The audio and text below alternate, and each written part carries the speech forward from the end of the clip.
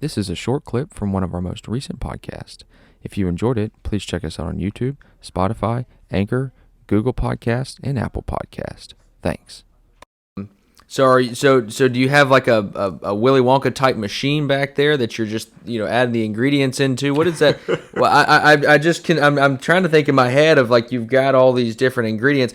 Obviously in my mind, the business model within itself is great, but the wheels and cogs and kind of I guess how the sausage or how the ice cream is made. What goes into that? Sure. Yeah, and I love the reference to Willy Wonka. Yeah.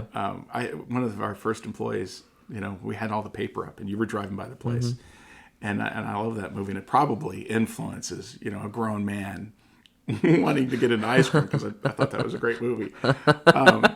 The idea, right, of making people happy and everybody excited, and the golden ticket, So, and one of these early first employees said, wow, it was like Willy Wonka. We didn't know what was going on in there. And you had the paper and the reveal, and it was so cool to kind of watch. But so I've taken a number of folks, when the timing's right, when we're not in production, I've invited people back into the kitchen where we make the ice cream. So, and it's a pretty standard spiel that I give on how we make it, and I'll share it here for your listeners. Totally. But I start with the building. The building's built in 1932. Okay. It's got its history. But that was white boxed. Everything was taken out of that. And in the kitchen area, it's covered in all washable surfaces. So a material called FRP, which is very washable. The place can be just washed from top to bottom and cleaned and sanitized. And that's really critical in the production of ice cream. We've got a competitor in Nashville. It's Ginny's Ice Cream. They no longer make their own ice cream. And we take great pride in that we make a great product right here in Dixon. They had a couple of outbreaks of listeria, the contaminated product. People got sick. And so we take health, sanitary conditions very seriously. I consume the product. People I love and work and live next to consume the product. So it's really important. So that explains kind of the all brand new equipment. Everything in there is NSF, which is National Sanitary Foundation, which means it has to be washable and clean. And so we built it to the top standards.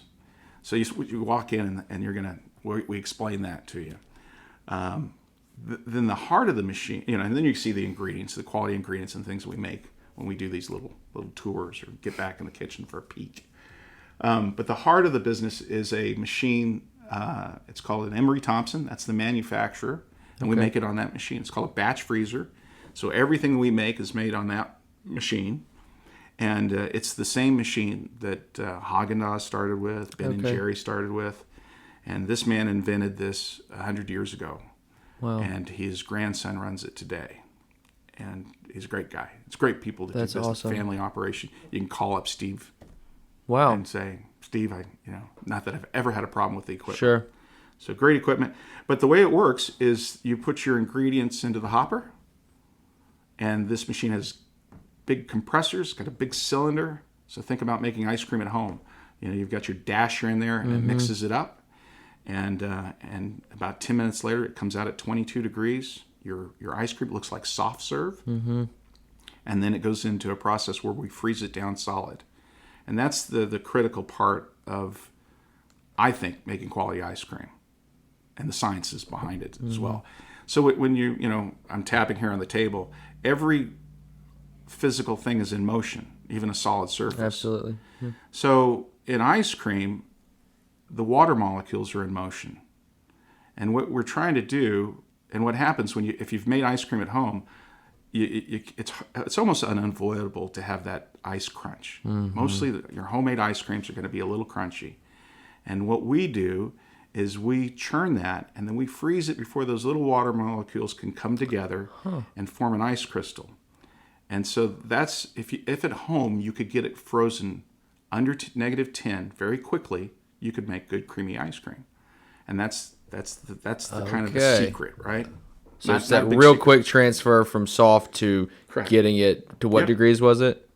Negative 10. Negative 10. If you get it under negative 10, like I said, where everything's in motion, it slows that down. Okay. So if we're able to store ice cream at -20 like we do, so it comes out of the machine. We'll go back to the process. We have the batch freezer. We put all the ingredients in.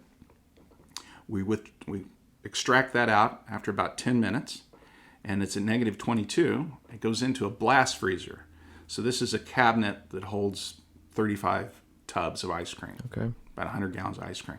And then up on top of the roof of Katie's, there's condensers, compressors, extracting all the heat out of that product. So that 12 hours later, the core temperature of that ice cream is -20. Wow. Now I've kept that ice cream creamy.